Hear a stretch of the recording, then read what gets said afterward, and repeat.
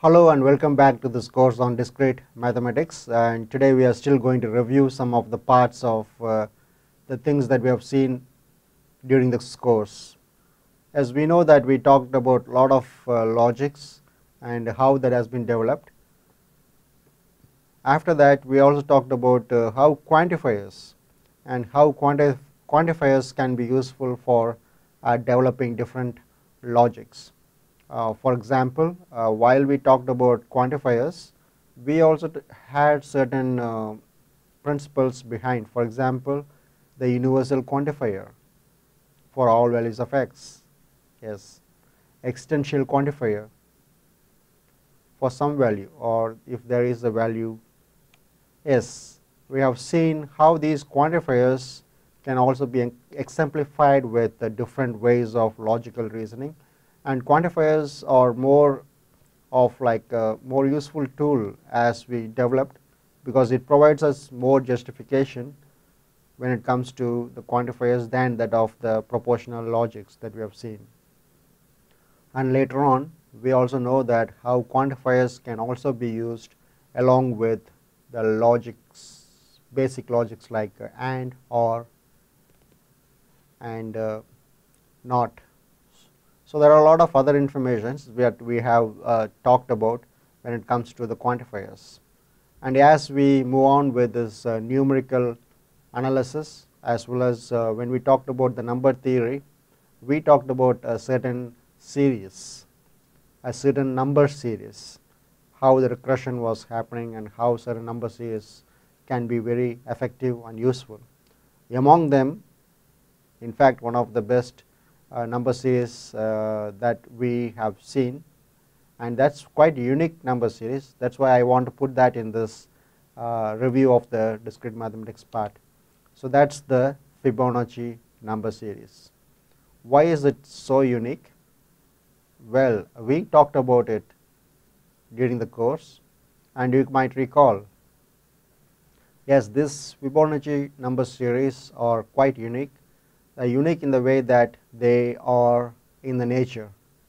Especially in the nature, you could see this kind of series appearing in almost everywhere.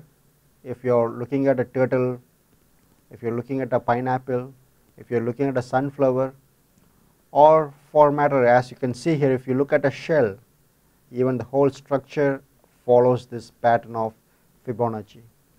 Not only shells, this spherical shape of shell also represents how the whole universe is spherically shaped and how the universe is moving or expanding.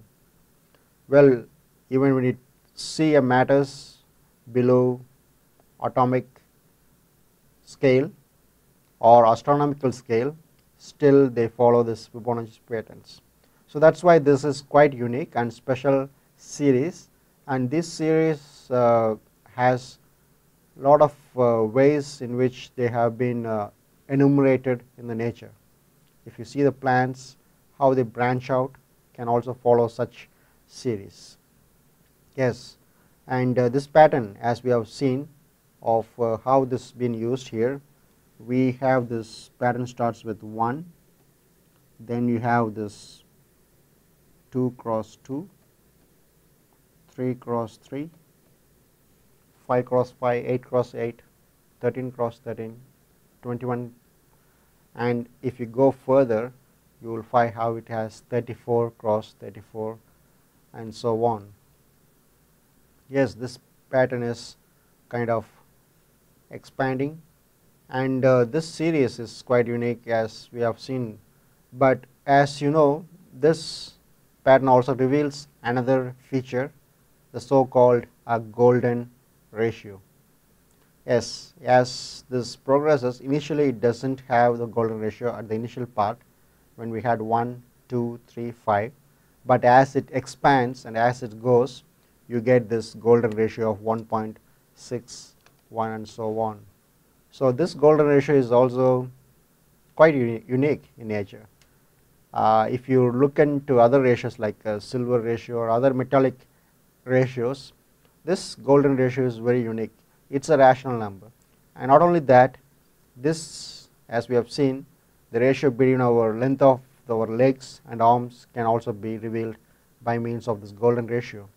Even if you are looking at a monitor, the monitor is quite appealing as you look at, because the way it has been distributed is also by means of golden ratio, in which you have the length and the height, and it's quite unique. The way that we see things is also kind of length is more than the height. Yes, there are a lot of other areas where this golden ratio has been applied, but still people are doing a lot of research on how this Fibonacci series, golden ratio, and other aspect of the natures contribute to mathematics. Not only that, does it reveal anything about the nature, anything hidden that has been in the nature? Yes, people are trying to explore these, and if people have come up with certain things, definitely it will be interesting to see how they are related.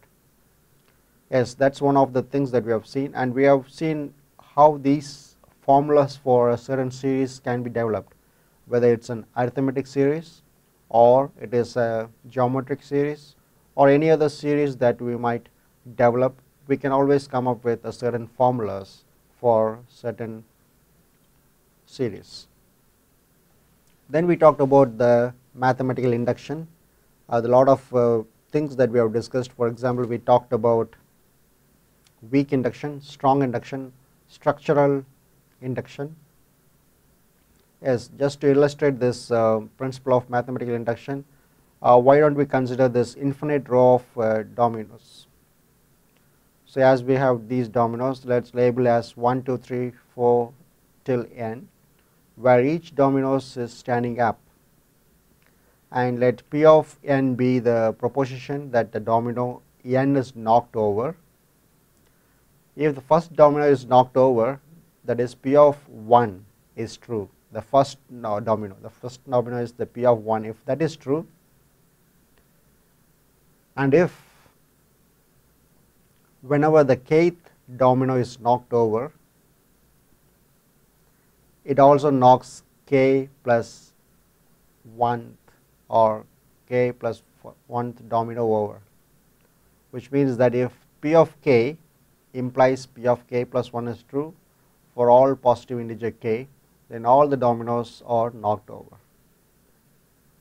If you recall that the things that we have seen earlier, we talked about the base case, which is the P of 1 in general. If it talks about the starting point is 1, as if P of 1 is true, that is the base case, then we are going to have a premises. We are going to have an hypothesis that we assume that P of k is true, and if since this with this assumption P of k is true, with this assumption we try to prove that hypothesis is true. Yeah, we are trying to prove that P of k plus 1 is true. Yes, if P of k implies P of k plus 1 is true, then we are going to say that is going to be true for all stuff. That's the mathematical induction that we talked about, and in fact that's one of the basic part, and this is more interesting. And in fact we also talked about this Russell's paradox. There are a lot of other paradoxes that people have come up with. Even in the introduction part I have talked about Liar's paradox. Because we talk about logics, there are some paradoxes that may not fold with this kind of logics. One of that is this Russell's paradox. We talked about sets, don't we? So the Russell paradox has the basis of the sets. Most sets are not elements of themselves. For example, the set of all integers is not an integer, and set of all horses is not a horse. Well, let's see by means of these sets. If set S equals A is such that A is a set and A is not an element of A. Is S an element of itself? That is the question. So the answer is going to be yes or no, because if S is an element of S, then S satisfies the defining properties of S, and hence S is an element of S. But if S is not an element of S, then S is a set such that S is not an element of S, and so S satisfies the defining property of S, which implies that S is an element of S. Thus neither S is element of S or S is not an element of S, which is a contradiction. Well, is it confusing for you? Let us examine with an example. I will tell you an example, with that it might be made clear. So this example I already talked about. Let us just briefly see it again. So in a certain town there is a male barber who shaves all those men, and only those men who do not shave themselves. So there is a male barber who shaves all men, and only those men who do not shave themselves. So he used to shave all men who don't shave themselves. The question is, does the barber shave himself? Again, the question is the same. The problem answer, you might say that neither yes or no. So if the barber shaves himself, he is a member of a class of men who shaves themselves, but no member of this class is shaved by the barber, right? He has been shaved by, because he is the barber. So the barber does not shave himself. On the other hand, if the barber does not shave himself, he belongs to the class of men who does not shave themselves. But the barber shaves every man in this class, so the barber does not shave himself. Did you see the actual contradiction that is developing? Yes, the problem we had is, there is the male barber in the town who shaves all men who does not shave themselves. If the barber shave himself, then he belongs to a class of men who shaves themselves,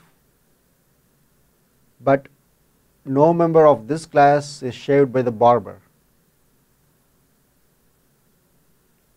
because this class people are not shaved by the barber, as you can see.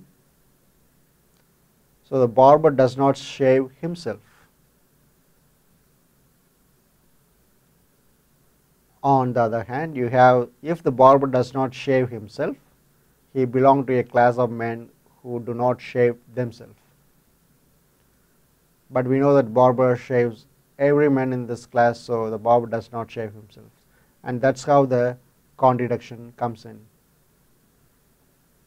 Well, we talk about these sets generally, but the sets are quite powerful, and though you might have started studying about sets in your junior high school, but still it is very relevant, and we talk about a lot of different places where we talk about functions, sets, relations, and how these can be quite a useful tool for us to define certain real world problem.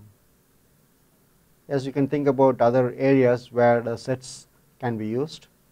A set of, it's not about just set of numbers, it can be a set of TVs, it can be a set of students, it can be a set of any entity, and just know about these properties of sets. And in relations, we do have certain properties of relations and also functions. So in line with these thoughts, we can try to find such principles. N-array relations and relational databases. Yes, we talked about sets and relations and fact, and you know the difference between a set and the relation. Are given sets A1, A2 till AN. N-array relations are on A1 cross A2 cross till AN is a subset of A1 cross A2 cross till AN. The special case of 2 array, 3 array and 4 array relations are called binary, ternary and quaternary relations respectively.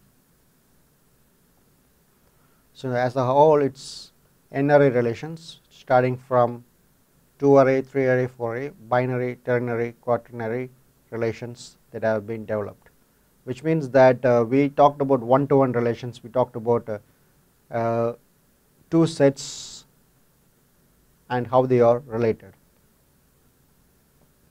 Let us look more information on such relations here. So, here is more relations that have been developed. Say for example, A1, A2, A3, A4 is an element of R, that is a relation, and as a patient with a patient ID number A1 named A2 was admitted on the date A3 with primary diagnosis of A4. At a particular hospital, this relational or relation might contain 4 tuples. So, as you can see here, 011985 is the patient ID number, then John Smith is the name, then you have the date in which he is admitted, say it is 020710,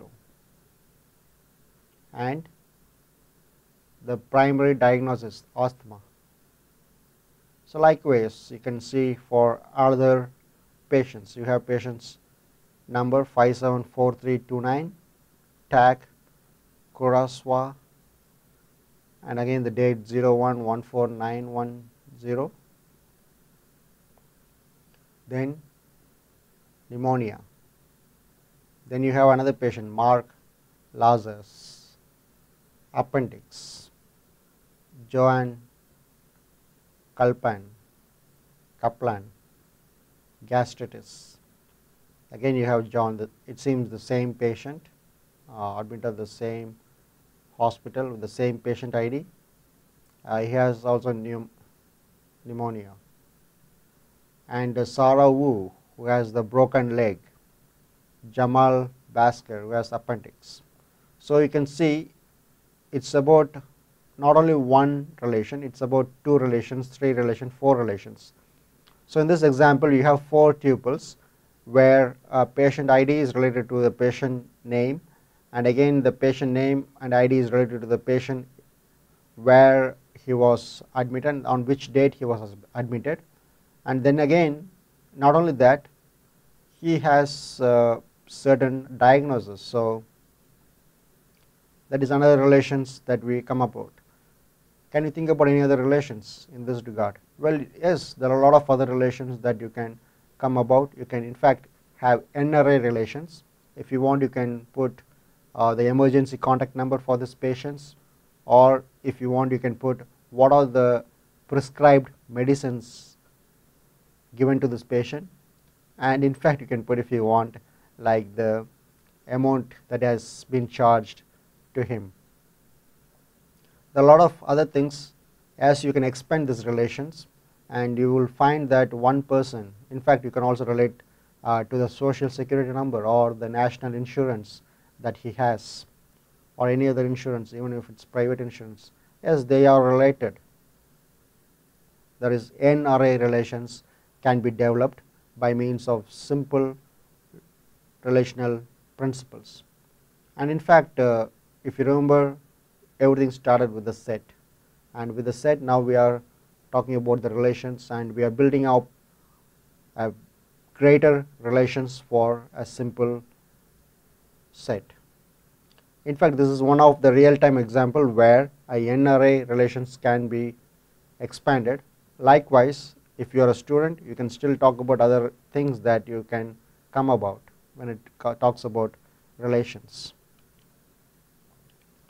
Here is a simple applications of partial ordering. and PERT and CMP is simple implementations of this partial ordering. Let's say here there is certain tasks to be carried out. Let's say we have to have a job schedule. Let's say we are in an automobile assembly plant. The job of the assembling an automobile can be broken down into different stages or different tasks. First one is to build the frame. Second one is to install the engine, powertrain components, gas tank, install brakes, wheels, tire, install dashboards, floor, seats, install electric lines, install gas lines, install brake lines, attach body panels to frame, finally paint it. Yes, these are the tasks to be done at this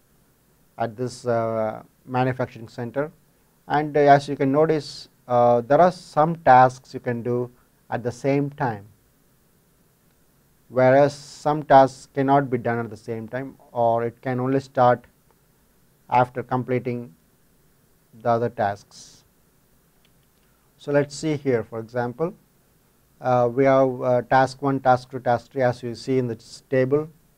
So task 1 takes 7 hours. The time needed to finish or perform this task is 7 hours, and task 2 immediately proceeds task 1. Task 3 also immediately proceeds task 1, as you can see from the table, and it is 6 and 3 hours respectively.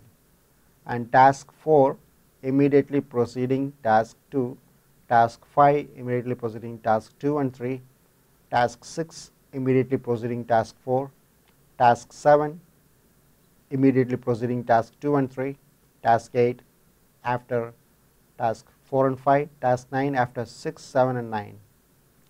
So from this table, in fact, you are developing this flow here, the workflow, you could say. As you can see, the task 1 is independent, so it has to take 7 hours to finish the task 1.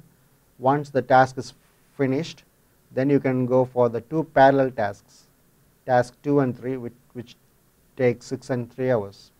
And once task 2 and 3 is finished, you can jump to task 4 as well as task 5. So in fact, task 7 also can be done at the same time after you finish task 2 and 3.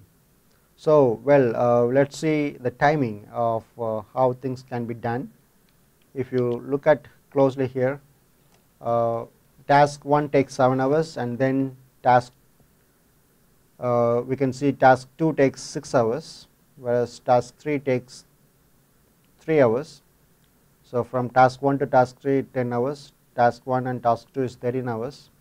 So if you go from task 2 to task 5, it's going to be 16 hours. So as we conclude this part, you can note that the minimum time required to complete the task 1, 2, 4, 8, 9, this sequence exactly takes like 26 hours. This means that a delay in performing any one of these tasks causes a delay in the total time, or in other words, once there is a delay, the delay is going to be propagated and it affects the total time at which you finish the task 9. So that's why this path 1, 2, 4, 8, 9 is called the critical path, from which we can observe the total time period that is involved. Again, if you want, you can also have how they are related. Things are getting along as we come across different aspects of the things of discrete mathematics that we have seen so far. Let's see one more principle about this Monty Hall problems. And this Monty Hall problem is a very interesting one. It's like kind of a game show in which you are having a 3-door, and behind one door is a car, behind others goats. You pick up a door, say door number 1, and the host of this show, who knows what's behind the door, opens another door, say door 3, which has a goat. He then says to you, do you want to pick door 2? Is it, or is it to your advantage to switch your choice? What do you think? Again, that's where the probability comes in here. So in basic probability methods, initially if you consider before opening the door 3, which is now open, before opening the door 3, you had 1/3 probability of winning the game. But now is that initially you had 1/3 chance of winning, 1/3, and this two combined, you can see initially what is the probability was there, 2/3 is the probability on that section. But this section is just where 1/3 individually, but when you combine the door 2 and 3, the probability is 2/3. But the question is, do you like to switch, and is there any advantage if you switch? Well, according to the logics and according to the probability, we can clearly see that if you switch, you have more chance of winning the game or winning the car. Of course, we can't guarantee that you are going to win, but it is more logical to say that it is better to switch because you have more chances of winning than to stay with your original choice. Basically, if you look at after the door is open, the choice has become like 50-50 chance, right? Initially it was say 33.3%, now it has increased to 50, but initially this was 66.6, still it is higher, it's higher than the 50%. So that's why it is recommended to switch if you want to win. Finally, here is the generalized pigeonhole principle. We talked about pigeonhole principle, in which if there is say 11 pigeons coming in and there is only 10 pigeonholes, then we say that at least one pigeonhole has 2 pigeons. More to it, suppose we can generalize the same idea of this pigeonhole principle. If there is n pigeons flying into m pigeonholes for some positive integer k, where k is less than n by m, where we have this n is the number of pigeonholes and n is the number of say number of pigeons, and m is the number of pigeonholes. So in this case, where you have 9 pigeons but only 4 pigeonholes. So when you generalize this pigeonhole principle, at least one pigeonhole has 3 pigeons. That's the idea, and you can relate the same with different thoughts.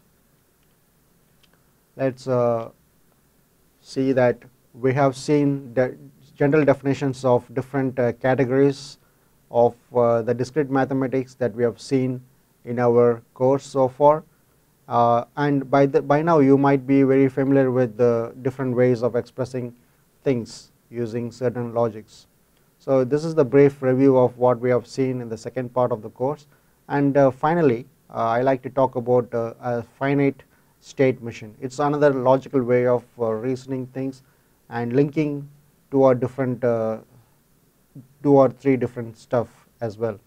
So I'm looking forward to see you in the last section of our course. That is going to be our next lecture and the final lecture. Until then, see you there. Goodbye.